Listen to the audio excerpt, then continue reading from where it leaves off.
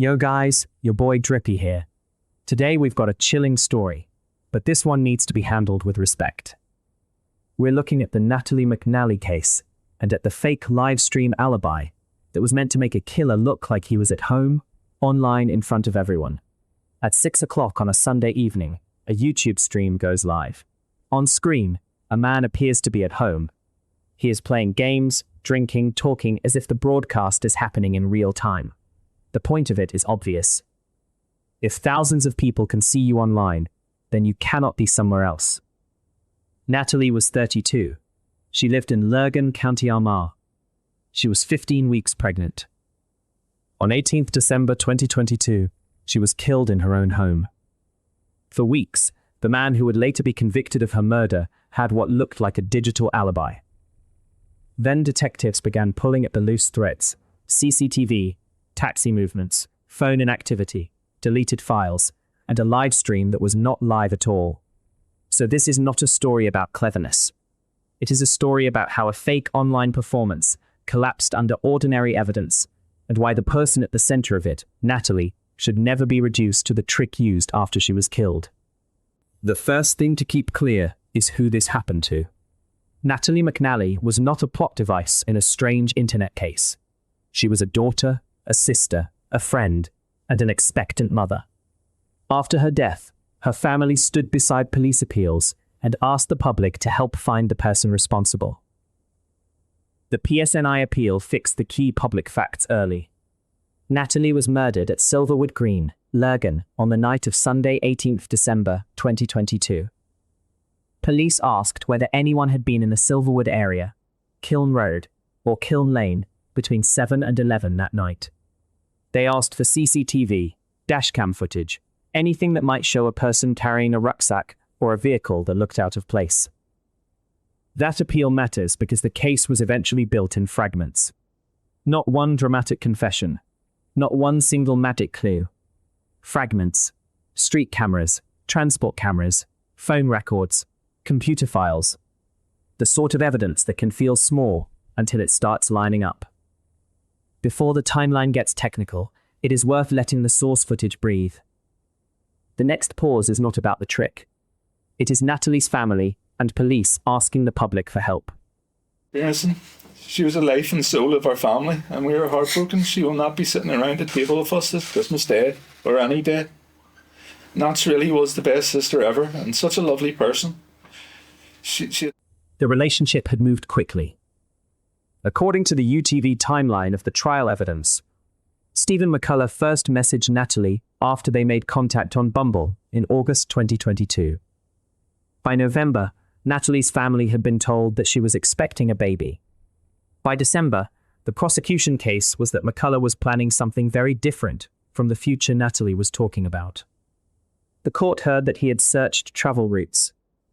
It heard that he announced a Sunday night live stream. It heard that he pre-recorded the broadcast days before Natalie was killed, then played it out as if it were live.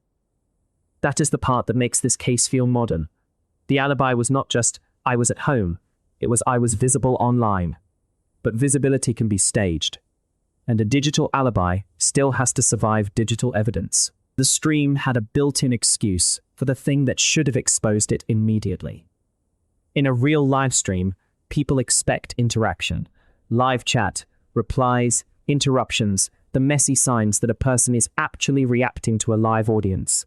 But in the footage shown to the jury, McCullagh repeatedly framed the broadcast as live, while explaining that the chat was not working. That mattered. A PSNI cybercrime expert told the court the broadcast had been pre-recorded and later streamed as a live event. UTV reported that there was no user interaction during the stream, unlike what you would expect from a real live broadcast. The jury heard that the video was created on the 14th of December and saved in the early hours of 15th of December. It was then streamed on the 18th of December, the night Natalie was murdered, and deleted shortly after midnight on the 19th of December. The alibi was not spontaneous. It was assembled. The source package that follows is useful because it shows how the livestream alibi was reported at the time, before the later trial evidence filled in the mechanics.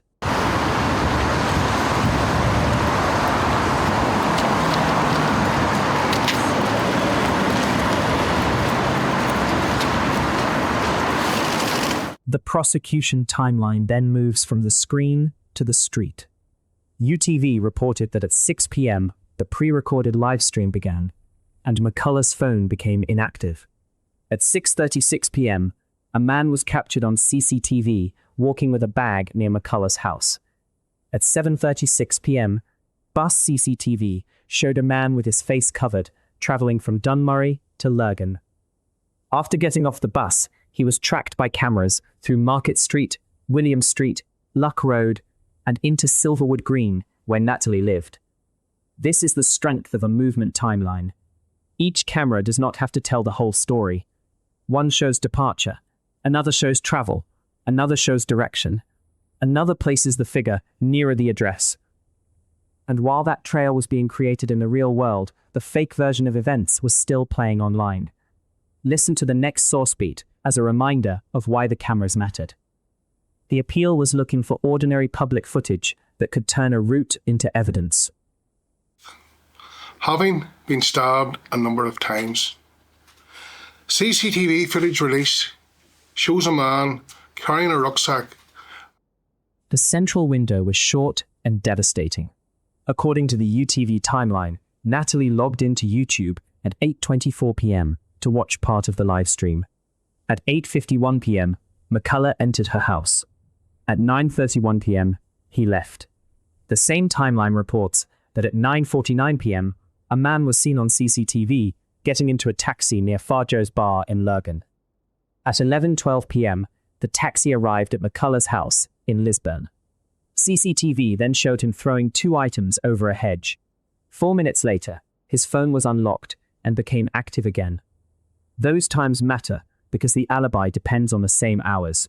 Between 6 and midnight, the internet was supposed to show him at home. The prosecution said the cameras showed the opposite. The stream gave an image. The movement evidence gave a route. The next day, the performance continued. The timeline reported by UTV says that on 19th December, McCullagh messaged Natalie after midnight. Later that day, he sent more messages saying he was worried. He ordered food in the evening. Then, just before 10 p.m., he arrived at Natalie's home and made a 999 call saying she was pregnant, cold, and not breathing. In his first account to police, he pointed to the live stream as his alibi. He also suggested that an ex-partner of Natalie's might be responsible. That is another reason the case is uncomfortable. The false alibi was not only designed to place him at home, it helped put suspicion somewhere else. For a short time, it worked. McCullagh was released by police. Natalie's family were told he was no longer a suspect. What broke the case open was not the drama of the live stream. It was the technical contradiction underneath it. The court heard from a PSNI digital forensic analyst. The evidence, as reported by UTV and The Guardian, was that the broadcast had been recorded days earlier, saved as a file, then streamed as if it were live. The Guardian reported that the video file was deleted in the early hours of the 19th of December and removed from the recycle bin. UTV reported that the online content showed no user interaction during the broadcast. When McCullagh was confronted in police interview with the lack of computer activity during the hours he claimed to be live, he said that was impossible because people could see it on YouTube. That answer is the whole case in miniature. The appearance of being live was treated as proof. The forensic evidence showed appearance was not proof at all. In the police interview material described by UTV, detectives put the route to him directly. They said a male got a bus from Dunmurry to Lurgan, walked to Natalie's house, went inside, left, walked back into Lurgan, and took a taxi to McCullagh's house. They also put the digital point to him. He had been telling the world he would be live streaming between 6 p.m. and midnight, but his devices showed no user-generated activity in that period. His response to many questions was no comment. Later, he provided a statement admitting the gaming session had been pre-recorded, but he denied being the man in the CCTV and claimed the real killer had created a circumstantial trail to frame him. The jury did not accept that. After the evidence was heard, the route, the stream, the phone activity, and the aftermath were no longer separate details. On 23 March 2026, Stephen McCullagh was found guilty of murdering Natalie McNally. UTV reported that the jury returned its verdict after being sent out earlier that day. The Guardian reported that the jury reached its verdict after around 2 hours of deliberations during the 5th week of the trial. The judge told McCullagh that murder carries a mandatory life sentence, with the minimum term to be set separately. The sources used for this cut reported the tariff hearing is still to follow. Outside court, Natalie's family spoke about justice and about victims of violence against women and girls. That is where this story should end emotionally, not with the mechanics of the fake alibi. The technology is the hook. Natalie is the reason the case matters. The clip that follows pulls the film back out of the technical timeline and into the public appeal around Natalie, which is where the story belongs. Since Natalie's murder, my detectives have conducted over 200 house-to-house inquiries. We've seized over 3,000 hours of CCTV footage, which we are in the process of examining.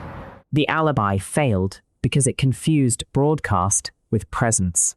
A video going out at 6 p.m. does not prove the person in the video is sitting there at 6 p.m. A stream title does not prove a stream is live. No chat problem can explain away every missing sign of interaction.